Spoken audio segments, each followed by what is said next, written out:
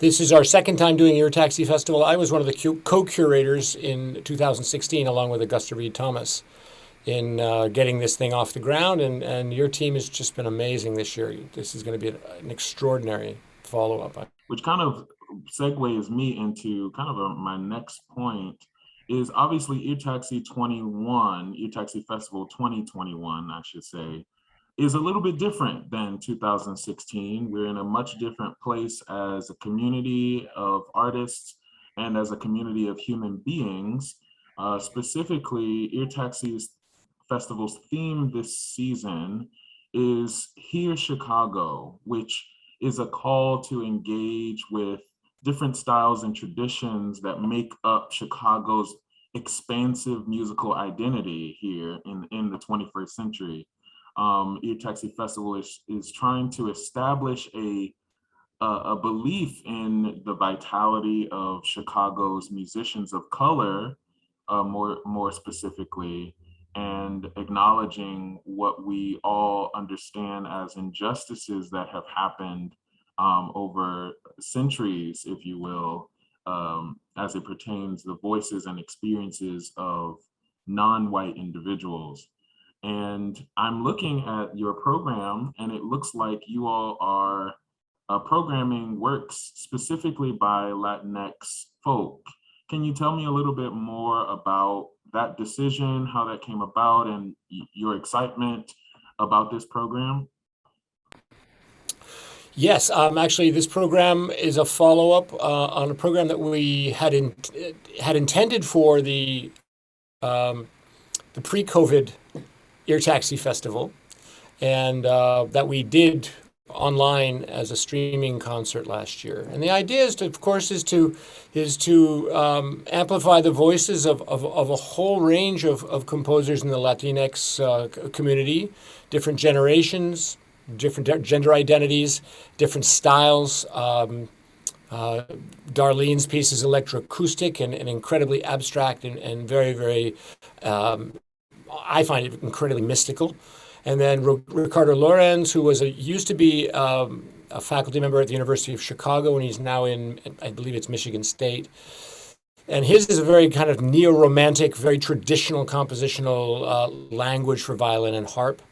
And Lupita Diaz Donato just recently graduated from Columbia College, and her work is all about clouds. It's a solo clarinet piece. And then we end with Clarice Assad's Book of Spells. And she's mostly known for her Brazilian improvisations and compositions, and this one is more of a straight-ahead chamber music work. So it's an interesting mix. And the idea is to, find the incredible variety in Chicago's community of composers and celebrate that. Absolutely. You mentioned one of the composers, Darlene Castro Ortiz, and I'm very, very happy to say that we have her joined with us today. Hi, Darlene, how are you? Hey everyone, I'm doing great. Great. Thank you so much for joining us today. I'm so excited to talk with you. So I'm just going to go ahead and start with a question. How do you feel having your work presented at Ear Taxi Festival? I'm definitely pretty excited. I studied with Augusta Reed Thomas for a year. She's in the program I'm enrolled in.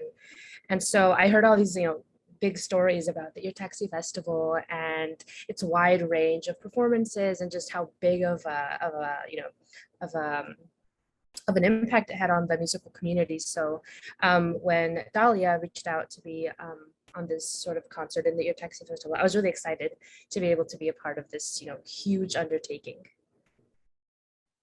Awesome. Yeah, I love to hear all of the connections back to Augusta Reed Thomas. It's amazing to see how everything kind of points back to that initial, coming up with Ear Taxi Festival. So I'm excited to have you on this festival this year too. Yeah, thank you. So a question that I kind of have, and this is open, the floor is open for the both of you, is, obviously there has been a sort of, what's the word? There has been, people have been left out of the conversation when we talk about new music. especially here in Chicago. And I think we all can agree that Chicago for a very long time has had a wealth of different experiences and different musics. And so here we are presenting a festival of new music in Chicago. And we're hoping to engage with diverse people across those, experiences. So what, in your opinion, and this is for the both of you, is the significance of new music, and how can we, or you as Fulcrum Point, or you, Darlene, as a composer, continue to help? Yeah, I think, music as an art form, and like any art form, it's about perspective, and about what each personal artist can bring to in their storytelling, or in their visual perspective, or their oral perspective. And so I think just having an outlet that people can express all their experiences and all their perspectives in through new music is really important, and just does wonders to help tell stories from different places, or tell stories that people might not have encountered in other ways, through sound, because you get some stories through like filmmaking and stories, but I think sound has this really interesting theory to it, and there's so much possibility to sort of tell so many things with it. And so I think it's such an important avenue for perspective, and just telling stories. For the last 5 years at Fulcrum Point, we've had a curator of emerging composers and emerging talent on a concert series we call Discoveries Hear and Be Heard, where the young composers get together with young professionals and can kind of talk about the creative process, inspiration, and everything, and what it means to be an artist, and what it means to be an artist citizen, and make that connection. And it was, our first curator was Seth Parker Woods back in 2015, and each year or two we've discovered other people who have different voices, and along with Dahlia, who has helped me curate this program, and she's done several of her own on our series. Angel Batawid is the other composer in residence with us, and she's put together some incredible programs with Isaiah Collier, and as well as a singer-songwriter friend of hers named Anait. So I think the idea, especially what we've come to really address in the last year, is that something has to be done. We can't just talk about it; we have to do it, and that's where the programming, at least that's where our programming has always come from, and really trying to find the common ground and the common voice from different perspectives. And it is racial, it is gender, it is international, and it's about time. It's just about time. So Darlene, I'm gonna ask if you could tell me just a little bit about your piece that will be featured on the concert. Yeah.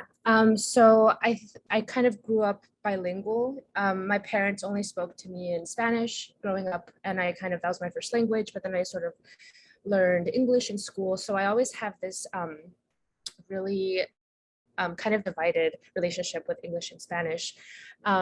And so one of the ways I kind of crumbling of sound, specifically the flute sound, I kind of go through, pitch, and then through air, and then through just attack. So it's basically like the flute being deconstructed and reconstructed throughout the piece. And there's some instances where I kind of play with, I imagine it kind of like rewinding and fast forwarding through like a building being demolished, where it kind of gets deconstructed and then gets built back up into pitch, and then goes back into non-pitch. So I think it's a lot about playing with just the sort of sound and feeling that this word evokes.